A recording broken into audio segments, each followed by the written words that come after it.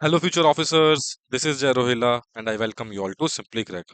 सो इस छोटे से लेक्चर में हम इंपॉर्टेंट शेड्यूल्स और पार्ट्स के बारे में बात करेंगे। एग्जाम बहुत पास आ चुका है, तो आशा करता हूँ कि आप सभी लोग बहुत अच्छे से पढ़ रहे होंगे। ये छोटी सी पॉलिटी के अंदर टॉपिक रहता है, क्योंकि डायरेक्ट यहाँ से क्वेश्चंस पूछे जाते हैं कि शेड्यूल्स बता दो या पार्ट्स बता दो, इंपॉर्टेंट आर्टिकल्स बता दो। तो इसमें हम देखेंगे कि भाई कौन कौन से हमारे इंपॉर्टेंट पार्ट्स हैं। तो सबसे पहले हमें क्या पता होना चाहिए कि टोटल पार्ट्स कितने हैं।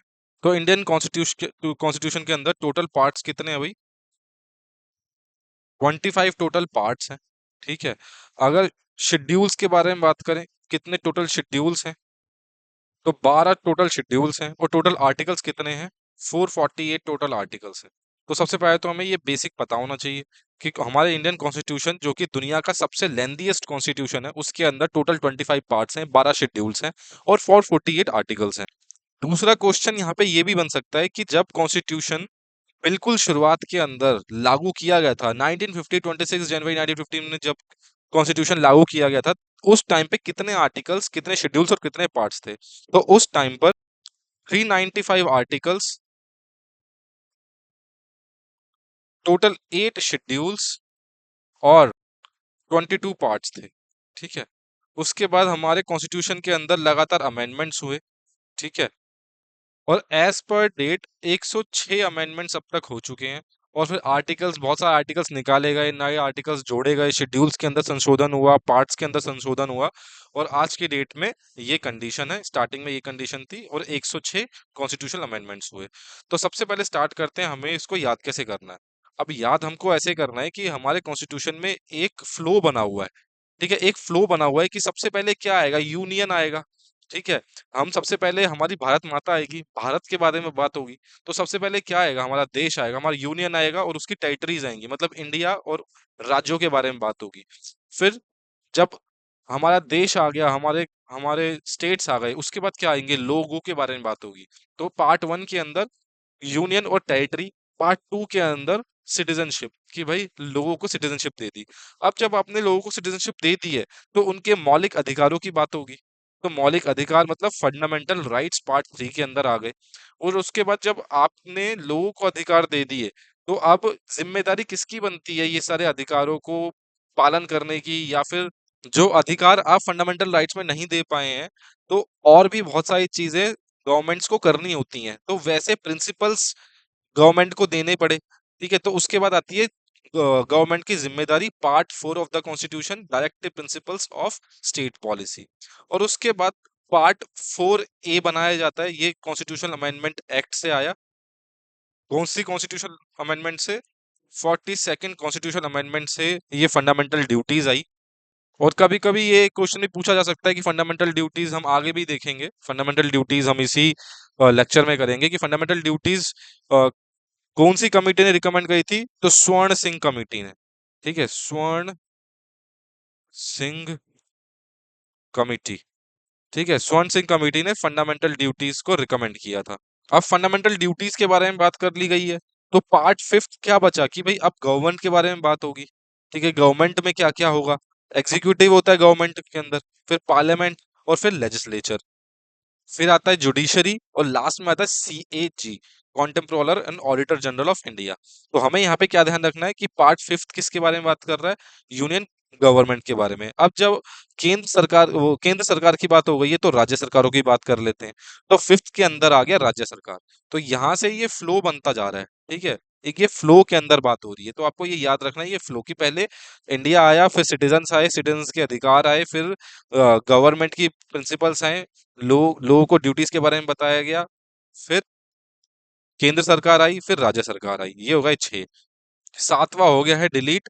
अब केंद्र सरकार आ गई, राज्य सरकार आ गई, अब कौन सी सरकार आने बची है? यूनियन टेरिटरीज वाली। तो एट में आ गई यूनियन टेरिटरीज। अब जब यूनियन टेरिटरीज की गवर्नमेंट आ गई है, तो उसके नीचे वाला लेवल क्या आता है? पंचायत का। तो 9 में आ गए पंचायत, 9A के अंदर आ गया म्युनिसिपैलिटीज और 9B के अंदर आ गया कोऑपरेटिव सोसाइटीज। ठीक है। तो यहाँ से पूरा ये फ्लो बनते हुए आ रहा है कि कौन से कहाँ से क्या क्या आ रहा है। पार्ट 10 के अंदर क्या है? Scheduled and tribal areas. Part 11 के अंदर यूनियन और स्टेट्स का रिलेशन। ठीक है। तो मेन मेन यहाँ तक 10 तक आपको याद रखने हैं। ठीक है। 10 तक आपको याद रखने हैं। कि यहाँ से पूछा जा सकता है। आगे आगे भी बीच बीच में जो पार्ट्स हैं वो इंपॉर्टेंट आएंगे, लेकिन आप एक बार ये भी पढ़ सकते हो कि भाई 9 में क्या आया, relation between unions and states. 12 के अंदर आया finance property contracts and suits.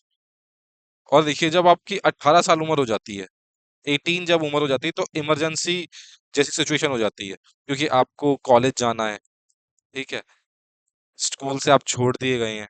तो 18 की उम्र में बहुत सारे हमारे अंदर बायोलॉजिकल ट्रांसफॉर्मेशंस आ रहे होते हैं, आज़ादी मिल जाती है स्कूल की बातों से, और थोड़ी सी आपको आज़ादी मिल जाती है फिर कॉलेज में जाके, तो इमरजेंसी लाइक सिचुएशन हो जाती है। तो 18 के अंदर क्या है, इमरजेंसी प्रोविजंस।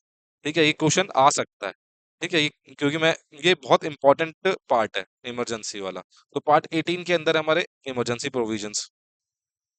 पार्ट 20 के अंदर अमेंडमेंट है। ठीक है, पार्ट 20 के अंदर अमेंडमेंट है। 21 के अंदर टेम्परेरी, ट्रांजेंशनल और स्पेशल प्रोविजंस हैं।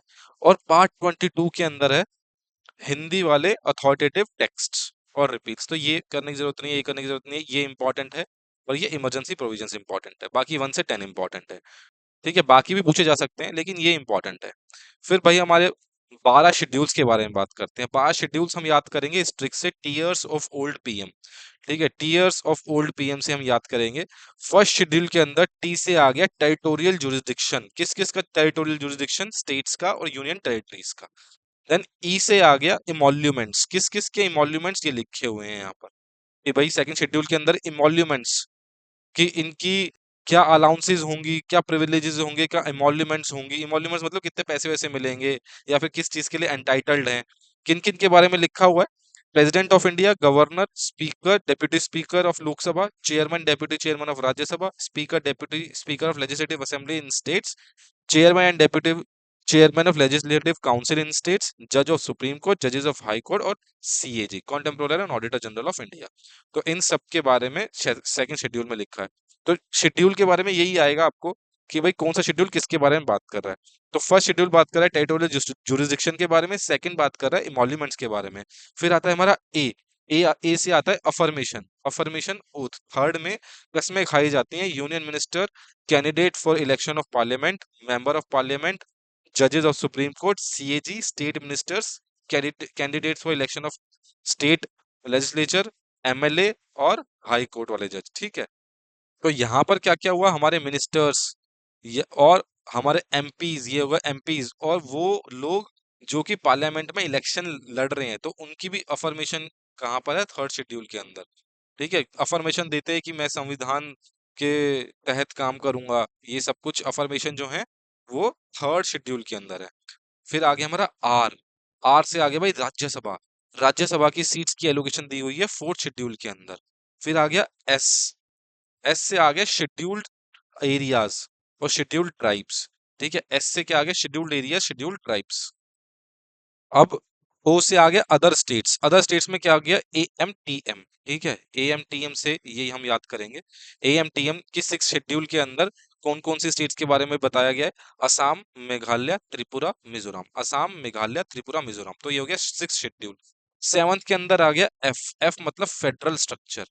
ठीक है, फेडरल स्ट्रक्चर में क्या होता है कि अलग अलग लेवल्स पे पावर्स बांट दी जाती हैं, लिस्ट बांट दी जाती हैं।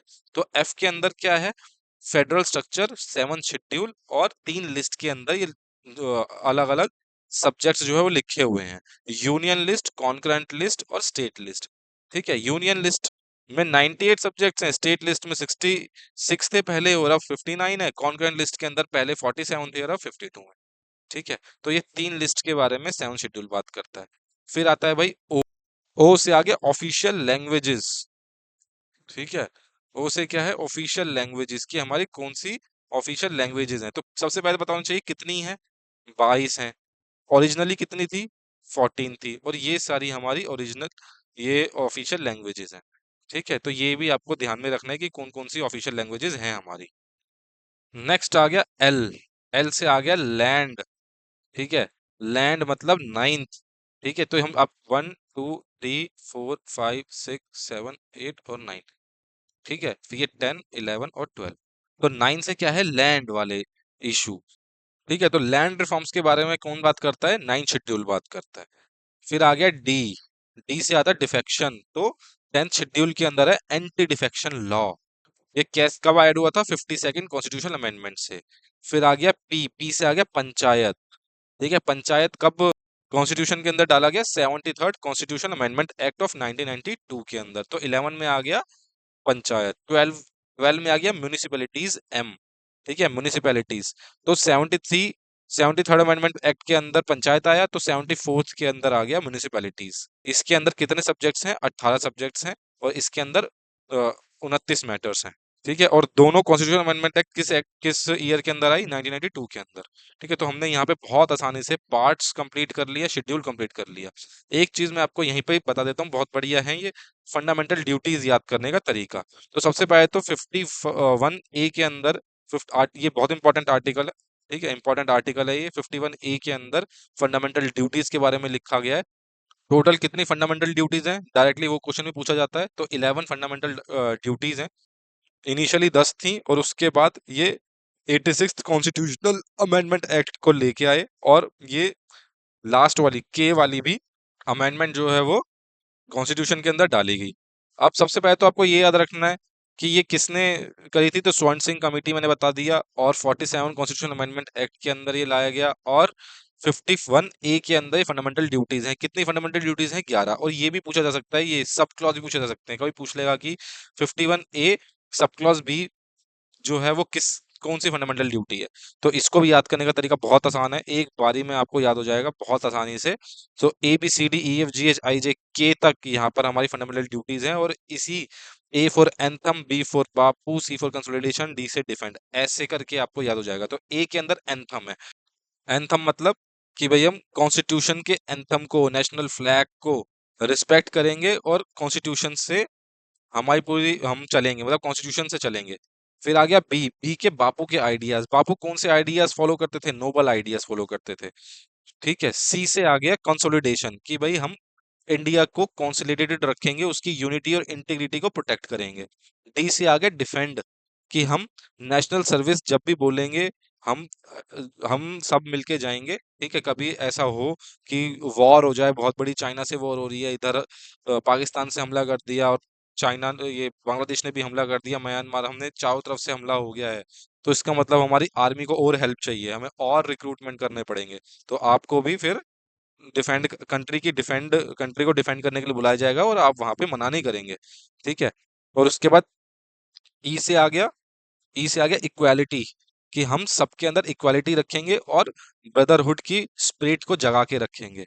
फिर आ गया एफ, एफ से आ गया फूड्स। ठीक है, फूड्स, फूड्स क्या होते हैं? हमारे कल्चर का पार्ट होते हैं।